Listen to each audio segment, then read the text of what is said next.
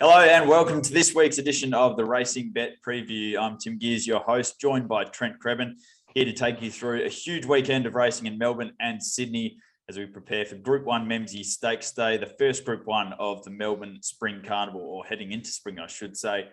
Trent, very good card at Caulfield on the weekend. As I said, Memsie Stakes is the feature on the day, and we're supported by the McNeil Stakes, the Cochrane Stakes, and also the Heath, which features the likes of Masked Crusader preparing for their Everest Tilt. Overall assessment of the card.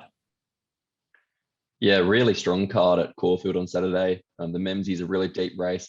And like you said, those races have all got what I consider to be Group 1 horses in them. You've got the likes of Artorias, Masked Crusader, as you said, Probabile was in the Cochrane, and Ayrton in the last race as well. So I think the card is stacked full of quality, and I can't wait to get stuck in. Over in Sydney, we're having the Rosehill meeting at Kembla Grange again this weekend for San Domenico Stakes Day. We also have the Group 3 Ming Dynasty and also the Group 3 Premier's Cup on the card. As I said, that meeting shifted to Kembla Grange with the COVID situation in New South Wales. Track at the moment looks to be a heavy 8, but I think it'll probably dry out a touch before Saturday, but I would suspect it would be in the soft range. A number of really wide open betting races on the card. I think, half a dozen of the races on the card. I think there's a lot of value to be found. So could be a day where we're backing multiple runners in, multiple races and searching for something out wide, because there does look to be a number of really competitive betting races on the card. This week's episode is brought to you by betdeluxe.com.au. So if you are having a bet this Saturday, make sure you jump on betdeluxe.com.au. Serious betting for serious punters. And we'll be taking you through our best bets for Kembla and Caulfield, our best value bets, and then we'll take a little bit of a deeper dive into the Group 1 Memsie Stakes. So Trent, we'll kick off with you at Caulfield. Your best bet of the day is going to come up in race number 3. You're with horse number 7, Turath, currently $2.10, coming off back-to-back victories into this. Yeah, and I think she can make it 3 in a row here, Turath. I love the win last start. I had her as a horse to follow and said basically, if she stays in benchmark grade, or I think she can even make it up to listed grade next start, I think she strikes a really winnable race here. She meets a lot of her rivals first up here, so she's got the fitness advantage. She stays down in the weights with 54 kilos. She's probably going to jump straight to the front and lead again. And her win last start was really dominant in really good time as well. So I think these first up horses are going to need to be on their A game to beat her. And I think she's just going to be in front, getting it all her own way, and she's going to be really hard to run down. So I think she'll win. I think she could probably start shorter than what she is at the moment. I think she'll probably start in the red, and I think she's going to be very hard to beat Turath. Okay, and at Kembla Grange, I tossed and turned over a couple of selections, but I ended up with race 5, horse number 2, Coast Watch. This is the Group 3 Ming Dynasty. Coast Watch for Chris Waller and James McDonald, currently a $2.80 chance. I thought his run, in fact, I think both runs this prep have been terrific. First up, behind the likes of Silent Impact, where he just didn't get much luck at all. He was caught wide from halfway through the race, and I thought he stuck on relatively well. We saw King of Sparta come out of that race and break a track record a couple of weeks ago here at Kembla, so the form stacking up out of that. And then last start, I thought, once again, his effort was very good in the Group 3 up-and-coming stakes. He was nosed out by Tiger of Malay. I think that's a pretty reliable form reference. We know Tiger of Malay's a class horse, and he was just pipped late in the race by Tiger of Malay getting up on his inside. But goes from Kathy O'Hara to James McDonald today, draws barrier 1, and he has won on soft ground before, and that's where I think the track will end up. So if we get a little bit of luck from barrier 1, I'm hoping that that's the way to go, and I think it'd be very hard to beat. That's race 5, number 2, Coast Watch, $2.80. Okay, something for the punters at a bit of value, Trent. And this is a horse you've tipped before and tipped before with success. Your best value bet of the day at Caulfield, race 7, number 8, Mosh Music at $26. Yeah, she's got a good second up record, this mare, Mosh Music. I've always been a big fan of her. She's in the girlfriend file, but look, I thought she ran okay first up. That was 1,400 meters, so she clearly needed that. And she put in a similar run first up last prep off a much longer break before coming out, and she ran a really good race second up last prep at this tracking distance, I believe, where she got back. She hit the line really strongly. I think she ran the day's fastest last 6 and 400 meters there.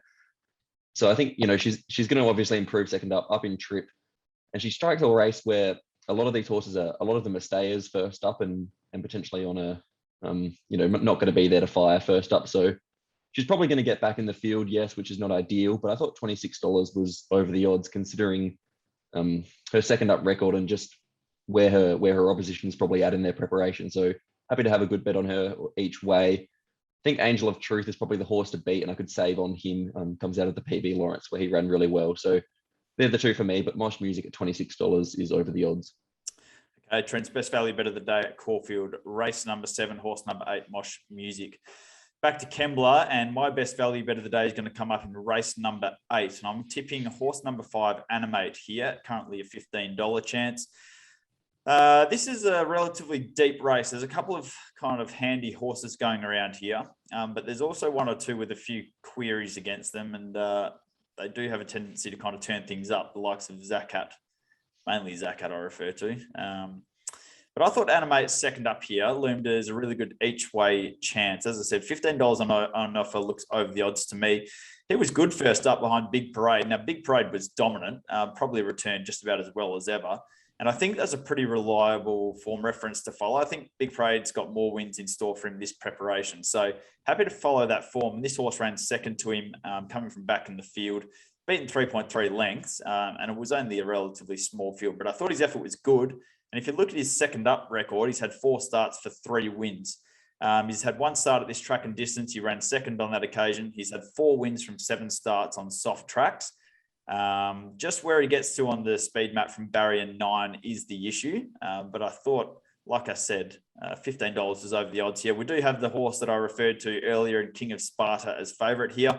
He's a $2.80 chance, coming off, track record a couple of weeks ago here, but he does go back to a wet track. He ran on firm ground a couple of weeks ago when he broke a track record. The track played really fast that day, and he returns to wet ground here. So there'll be some query over him. And yeah, like I said, Animate, $15 each way all day, my best value bet of the day. All right, Group 1. The first of the Melbourne Spring, Trent, is the Memsie Stakes, 1,400 metres, weight for age. Why don't you give us a quick sum up of the way you're going to go in the race? Yeah, really good race, the Memsie. Look, I'm with horse number 2, Behemoth. I think he's probably one of the classiest horses in the field. He's got a really good record at Caulfield, 1,400 metres. He's already a 2-time Group 1 winner at the track and distance, including this race last year. His only miss was in a very strong race in the futurity behind Probabile and Arcadia Queen. The map's a slight concern for him, drawn barrier 9. I think Carr's going to need to be at her best to get him into a good spot, hopefully just midfield with cover, with Craig Williams jumping off to ride Tefane in the race, which I thought was interesting. But look, I'm with him here. I thought his first up run in Adelaide was really good. He rightfully won the race on protest. He's only going to come on from that, and I think he's the horse to beat. Of the others, I thought you could maybe make a case for Streets of Avalon. I was kind of with him in the PB Lawrence. He pulled up lame out of that, but he did start favourite there at $3.70, and now you're getting as much as $21 available. So look, off that, you could make a case that he's over the odds as well. As a whole, I was probably looking to be against the PB Lawrence form though, and side with some of the fresh blood here. So I'm happy to be with Behemoth on top. Speaking of fresh blood, and this has to be probably the most exciting runner of the day to watch go around at Caulfield on the weekend or anywhere in Australia. I might be biased. Horse number 11, Inspirational Girl, making her Melbourne debut. Of course, last time we saw her was running second in the Kingston Town Classic behind Truly Great, where she was basically in a position that was mathematically impossible to win from. Prior to that, she was a winner of the Group 1 Railway Stakes, and before that, the Asian Bow. So clearly another one of these Peter's Investments horses wearing the cerise and white that comes across to Melbourne with a very, very good winning record. She's had 12 starts, 9 wins, 3 minor placings. How do you see her measuring up to this sort of field? Yeah, look, she's a tricky one. She's obviously had quite a long time off, 8 or 9 months or so since that Kingston Town run. Look, I was probably just prepared to risk her here. I think she probably will measure up in this grade. But we saw kind of with Superstorm the other week, probably needed the run and just hit the line. I think Inspirational Girl maps a little bit trickly as well from barrier 3. Like she's probably going to be back and buried along the inside. So she's going to need some luck. Does get D-Lane on board, so that helps. So I was just probably just happy to just watch her here and see where she measures up next start, maybe in a race like the Mackay Diva out to a mile. Yeah, she's a tricky one to assess, but $7, I probably think that's probably about a right price. Yeah, she's one of those runners that really, could go either way without surprising. I think $7 is definitely, as short as you'd want to go. It's probably rock bottom for her. Really, she has to prove herself against the big boys in Melbourne here. You look at the horses that she was competing against in that carnival here in Perth last year. Dom to Shoot, we saw him win, I think, a Mornington Guineas. You can correct me here. Yep. Too Close to Sun, I think, was a Warrnambool Cup winner. Beyond that, you've got Red Can Man. She's a better horse than Red Can Man, who has measured up in Group 2, Group 3 company, but he's hardly been, dominant in those races. So while she's a better horse than the likes of Red Can Man, I think she does need to prove herself against the big, the big boys in Weight for Age company in Melbourne. But with all that said, there would be no, it wouldn't shock me at all to see her do it. And look, she's as I said, a really exciting horse to see go around on Melbourne debut on the weekend. Another one that's exciting to see return to the track and brings a little bit of that different form line is the Kiwi horse Aegon. We saw him go 5 from 5 to start his career. His first start on Australian shores was a dominant win in the Group 2 Hobartville Stakes in Sydney. He failed to go on with it in the Randwick Guineas and the Doncaster Mile. How do you assess his chances? Yeah, he's another really interesting runner. That Hobartville win was very dominant, but I just got to query the strength of that form. We kind of know that maybe outside Mwanga, who's come out and won since, that 3-year-old form was a little bit shaky. North Pacific ran second. He didn't really do much since. Peltzer was in that race, was probably a B grader, I would suggest. And the other query for him is a good track, which I think will be on. His one start where I think he took him on in that Randwick Guineas was on a good track, and he definitely didn't perform with all of his wins on rain-affected ground. So, look, that doubled with the fact he's probably going to get back in the field. I was happy enough to take him on and just watch him here and, just play around him here, Aegon. Okay, any other thoughts on any other runners that we haven't mentioned? Seen a bit of support for Colette, who was well backed in the all-in markets. I'm happy to be against her as well. And again, just for the fact that I think we're going to be on a good track and she's much better on wet ground. She did beat Very Elegant first up last prep at 1,400 meters. That was on a soft 7 and she got every favor. She's probably going to have to go back from the draw here. And I think that's going to make it very tricky for her, but interesting to see her in Melbourne for the first time in her career. Okay, for a full runner-by-runner preview of the Memsie Stakes, Trent produced that on the website, racingbet.com.au. He'll have his race-by-race preview for Caulfield, as well as a broken-down individual runner-by-runner preview of the day's feature. That will also be this week's hat competition. So head to RacingBet Twitter page to find this week's tweet with the hat competition. We'll need the winner and the winning margin. Give us your tip, and whoever goes nearest the pin will win themselves a RacingBet hat. We'll get it sent to you in the post. And you'll find our race-by-race previews of Caulfield, Kembla Grange, I should say, and Belmont also on racingbet.com.au. Trent, any final thoughts before we round out this week's episode?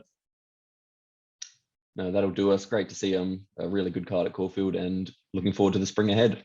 Yep, Group 1 racing is back. Next week's episode, we'll have a little bit of a different layout and something a little bit different. So make sure you subscribe to our YouTube channel and you'll be notified as soon as it goes live. Have a great weekend and good luck.